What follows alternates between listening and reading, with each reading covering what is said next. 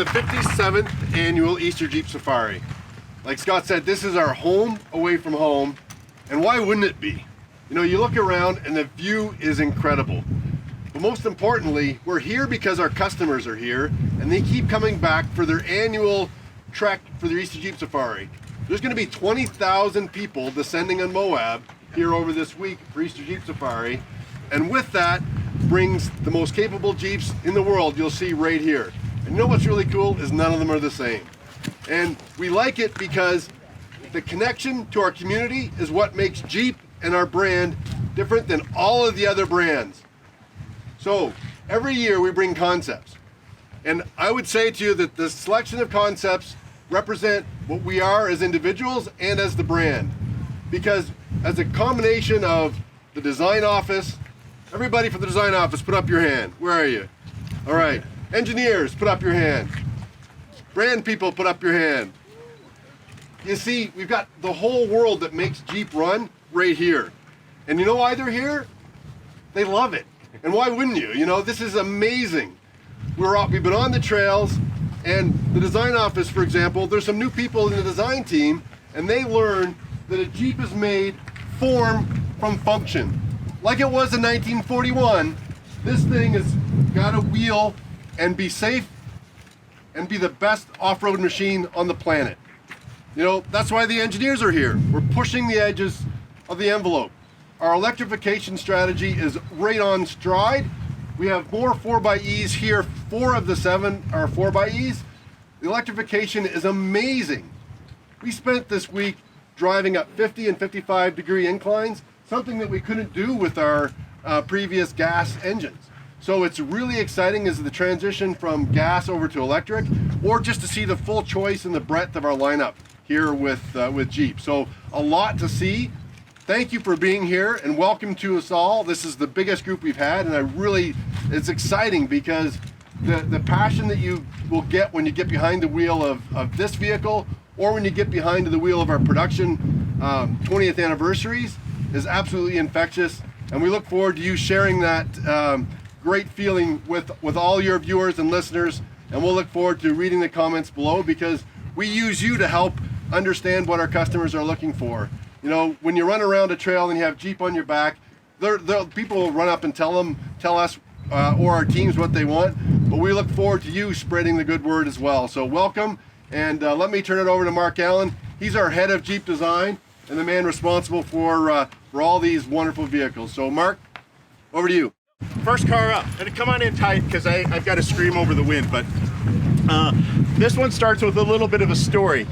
And you know that we love color with Wrangler, and we've done the cartoon colors, we call them the Skittles colors, we've done the earth tone colors, and then in the past few years we've been doing more of these gemstone colors. Examples being mojito green, bikini, teal, snazberry red. Now, I just made it snazberry, so Jim had to say snazberry over and over, and I thought that was funny. And then in 21, lots of discussions behind the doors, and brand would never let us do pink, and I wanted to do pink because I knew there was something there. In 21, we did Tuscadero pink, and the projected orders on that was going to be about 3,000. And it ran away from us, and we actually never got to fulfill all the orders on it. Huge hit. There was no mechanical difference, there were no feature differences, it was just a color. It's that impactful on Wrangler. It falls off quickly, it gets a little bit on Renegade, not so much on a Grand Cherokee or a Camry or something like that, right? But it's super important. It's a buying decision oftentimes, and we heavily manipulate that when the colors come in and when the colors come out. There's the core colors that always stay, but then we probably drive you guys crazy with all the colors, but whatever. It is what it is. You're partial to Snazberry. So anyway, we hit a little vein of gold with Tuscadero. So then, instead of me trying to talk the brand into it, they're calling me up like, man, I need a pink, I need a pink. So that's what we're doing here. That is the main focus of this vehicle. It is a beautiful color. It is and sorry we're talking about a color of a car, but it's that important to us on brand. It's sort of a magenta, rolls into a pink. Indoors, it's almost purple. It's a really crazy color. And we're just teasing it and talking about it out here openly, which I like that the brand lets us do that. The vehicle in question is a 4xe, 4-door. It is my absolute favorite combination. Half doors and the power top. You can just blow the car open so fast, so quickly, and I love that. For capability, we put it up on 37s, a lift kit to it. We called our pals at AEV. Got a bumper, winch, a tire carrier on the back, and the wheel. But the half doors and the power top, because you can pull the quarter windows out, and I think we're working towards finally getting the backlight out of it as well. So far, feedback has been bananas. I think better than Tuscadero. Tuscadero was actually a sort of a drawer pull when we did that. This will be a custom, but we're not confirming anything, but going this way. Smash like and subscribe, right? All of them. Okay. So another thing that's happened, this has been kind of one of these things that has been on the horizon for many, many years, an air suspension and trying to get to that. One from AccuAir just came out. Maybe you're aware of it, maybe you're not. We were super curious about it for several reasons and wanted to try it out. And I called my friend Mark Turner, and he hooked me up with the air ride kit. And if you haven't seen this, it starts out at like 1.5 inches, and it goes up to 5.5. Super easy controller.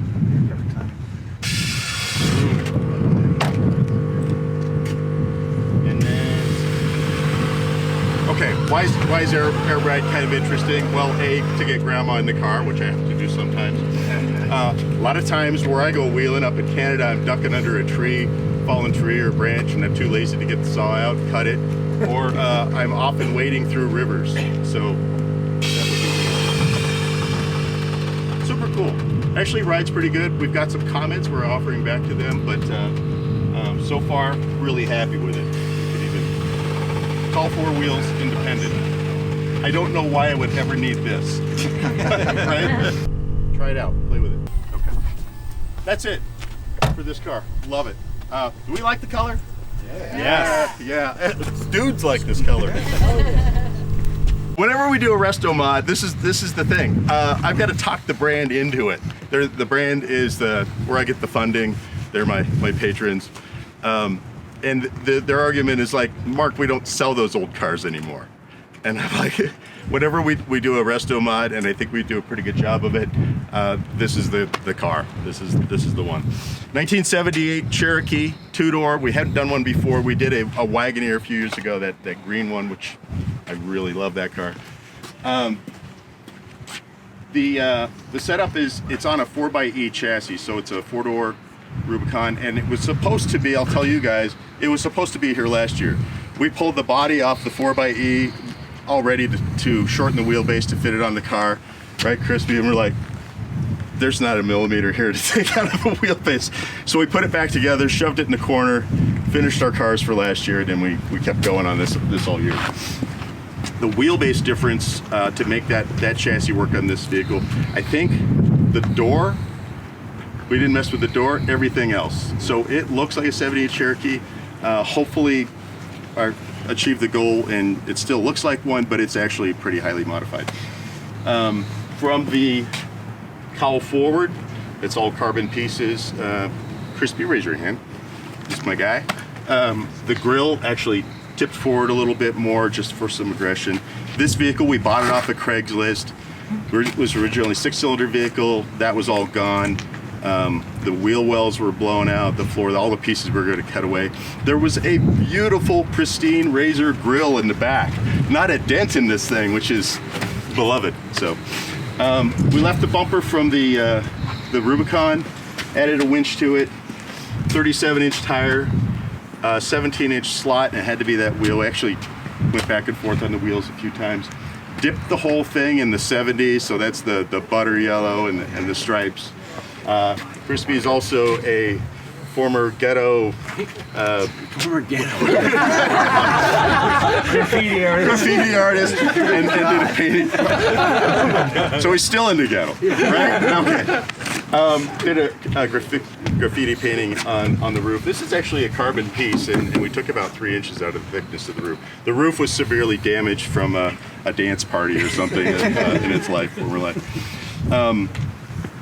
The rear wheel pushed back pretty far. Actually, the backlight, if you look at it in profile, we actually sped up the backlight. Yeah. Most people won't pick up on that. The tailgate was destroyed. So we cut it off. Just left the upper, and there's some tricks on that. Spare tire in there. 2 seats. Got a really great fabric. He's just really good at the details. One fun thing, and these are all results of thousands of texts with beverage at night. And if you know, I'm kind of an AMC fan. The car features a Gremlin gas cap. The gas cap is there because this was built by AMC. And how much was the gas cap on eBay? Yeah.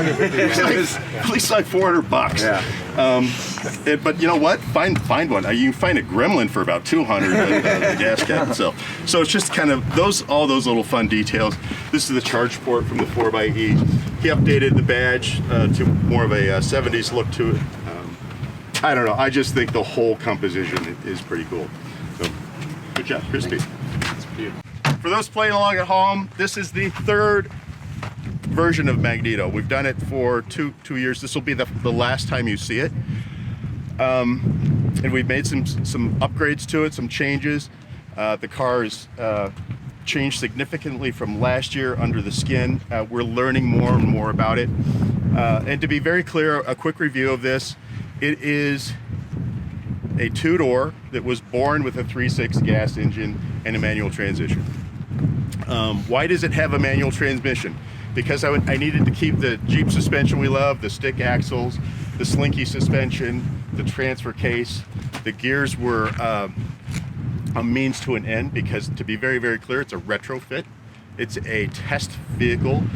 We just want to know what about electric makes off-roading better. And that's what this vehicle is all about. Upgraded from last year, it is now 650 horsepower. It's that's up a little bit. The torque is now 900 foot-pounds. Last year it was 850. We have a bit more range, which I don't really care about range on this. It's about the working. If you want to talk about range and charging, this is not the car to talk about. Although it does pretty damn good. We've unlocked some of the safety features that we had in there. We have more available energy to us. Drive modes, we have two power levels. So one is 285 horsepower, I think it is, which matches the V6 we took out of it, and then the full beans 650. We have 2 regen modes. First is sort of an off and I would call it street level regen. Just makes it driving around easier. And then we have an off-road 4-wheel low range transfer case gear. That you can do this heavy regen. Imagine going down Wipeout Hill and having to throttle the car to get it to go down. It's that hard of a regen. How does it drive? On the street, it drives remarkably ordinary. It's crazy. You can, to a quick review, put it in first gear. You don't need to touch the clutch because the engine's not running. You just put it in first, throttle, and you go. And you do need the clutch to shift gears, but that's the only time you ever need the clutch. Alternatively, you can just put it in third gear and drive around, right? The benefits, and if we want to start a war and a good conversation argument, automatic or manual transmission. So this on the rocks, say you're in a rock garden, you don't have to get over a torque converter like in an automatic, or you have the direct drive feel of a manual transmission. Because the engine is not running, it doesn't stall. You can't stall it, but you have the direct feel. A note about the gears. I was told, really, and I'm a designer, made this thing with some good friends from Obasto to help us out. But where was I going? The gears. So it's like I was told over and over, you don't need gears because the motor has so much torque, you dummy. Well, you do need gears, just like your winch needs gears and your drill needs gears. To have the ability to select them according to the conditions is hugely helpful. you do want low range and high range. Now, it has a 6-speed.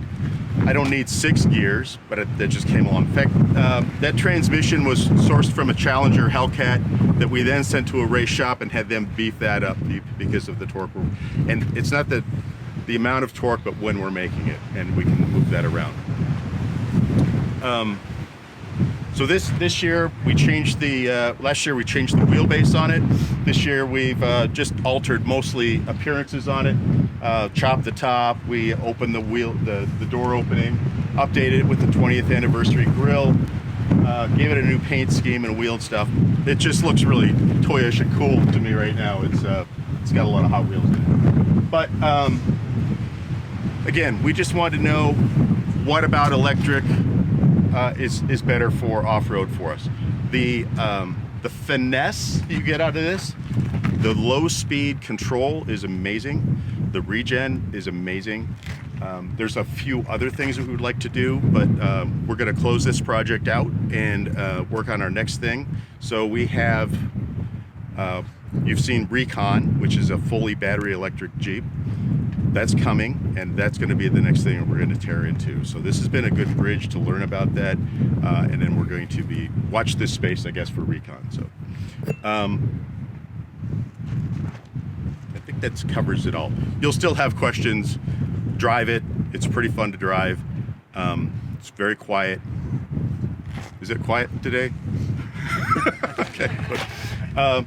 Nina was pushing, we were doing photography, Nina was pushing this thing pretty hard and really, really loving it. Again, the control you get out of this is amazing. The vehicle here it's got a couple of goals. First is, we changed the body style on it. So this started life, it's a 392, which only comes in the 4-door unlimited long wheelbase. We turned this into a cool 2-door. So it is the same wheelbase. We didn't change the wheelbase, just changed the body. Opened up the door opening, and it finishes off like a little truck. That's where we got the name Scrambler. Actually, the last 10 inches of the vehicle are picked off of a Gladiator, so it has a Gladiator tailgate, etc. The other thing is, and you know, I like increasing performance by lightweighting the vehicle. So this is carbon hood, carbon fenders, carbon body side, carbon rear fenders, carbon hood. When we got all done, we took out the rear seats, we took out the carpet, took off the power top, took off the doors, blah, blah, blah. The net result was, even with, as it stands with 40s, which are quite heavy, it's 450 pounds lighter than a stock 392. So it's a riot. This vehicle also features that AccuAir air suspension and the controllers inside. The funny thing is, to me, when the 4-door came out, I was a skeptic, right? Wheelbase is important. But with the 4-door, and you guys have seen it, you're all in the industry, when that came out, still 35s were kind of the everything. 37s were around, 40s were a bit more exotic. The 4-door, and especially in the Gladiator now, 40s, 42s, tire sizes have gotten, right? Oh, yeah. Have gotten really big. That's what makes this work. We also chopped the top on this because I just love the cartoon look of a 40 and a chopped top. No other good reason than that. That was just me being, do it. Super fun to drive. Transparent piece on the hood here. You can see the motor. Actually, if you're in the car, you can kind of see it, which is cool. But if I had to take one home, it might be this. It's pretty cool. So, Scrambler. All right? Category. Come around here. I've been wanting to do a Wagoneer for a couple of years. We finally got our hands on one. This happens to be I gotta say it correctly, a Jeep Wagoneer, Grand Wagoneer. First thing we did, the powertrain is also the new 3-liter twin turbo, 510 horsepower, 6-cylinder. First thing we did was strip all the chrome off of it, and it took a while because there's a lot on it. Brought the color scheme down to a more earthy color tone, 35-inch tire, and we left the air suspension in there as it's delivered. Your question, right? And we did it by the 35s by opening the wheelhouses, so the suspension is really unmodified for ride height. It has the air suspension, and it's probably poised here up on the second, and it has one more above that. Front fascia has been reconstructed for better approach angle because it's body on frame, truck based chassis. We did manage to get the winch in there attached to the frame. Jim Morrison kept bugging me, like for 2 years. He wanted these laser lights, so we put those in there. What else down the side? Okay. The interior of the vehicle, we kept the front seats. We added, I love doing flannel plaid. We did that inside, trying to get it a bit more homey inside. From the front seats rearward, we took everything out, so the back seats are all gone, and we've turned that into sort of a little hangout room. The feature of it is this red tail overland skyloft camper, and I said I'd never do another tent on the roof. But I saw this. It's not a tent. It's amazing. It's like a little Japanese hotel room. It's an all carbon fiber case made in Boulder, Colorado. Ty, where are you at? So Ty here is the owner of Red Tail, and if you got questions, because I'll screw it up, there's a lot to it. But it's solar powered. There's a battery, has heating, has LED lighting, has connectivity. Does it have AC? Does not have Does it have AC? Hard-sided, carbon sides, transparent windows. There's some images of Ty camping in the snow, and you know, if you've ever tent camped in the snow, you'd want this thing. It's giant inside. What we did on the Wagoneer, there's a rear sunroof. We relocated that sunroof, left it open, so there's a trap door into the tent. You go in the side door. Go ahead and do it. And, Tim's going to show. So you go in the side door. You walk to the back, push it up. It's got gas struts. It deploys almost immediately. Sides come out. Really cool. And then the back is just a big panoramic window. So we set it up kind of upstairs, downstairs thing. We didn't fill the inside with all the pots and pans and fridges and stoves. Nice job. There's a ladder that goes on the outside, either side, through the doors and through the back. One note: this vehicle suffered a kerfuffle while here in Moab. It no longer has a back window. Sorry, couldn't find a new one. So it's weird that it has a back window. That has no intent to the design of it. Are you in the bar again? There's a bottle in there somewhere. Anyway, that's it. Dan, and you're going to do JPP cars. Thanks, Mark. Thanks, everyone. My name is Dan Zimmermann. I'm the Mopar Design Manager from Product Design Office. First, I just want to say thank you for coming here. This is pretty amazing. You guys are all fans. We learn from you. I learned more this week than I probably do in a year or two's time. So this is like our R&D session. So we watch how you guys use your vehicles out on the trails. We listen to comments. We look at the forums. We see how people interact with our product. So a lot of the stuff that we show here today, there's some innovation, and then there's some stock parts. So I'm going to talk to you about this vehicle right here. So this is the Jeep Gladiator, 22 Gladiator. So we started out with just a cool image of what would an off-road enthusiast do with their Gladiator. So we've affectionately named this one Sideburn. Starting off with the exterior, it's wrapped in solar flash yellow. It's got a really nice sheen to it, a lot of flop. Got it up on 37s. We've got some HRE wheels. We've got the Mopar lift kit on here.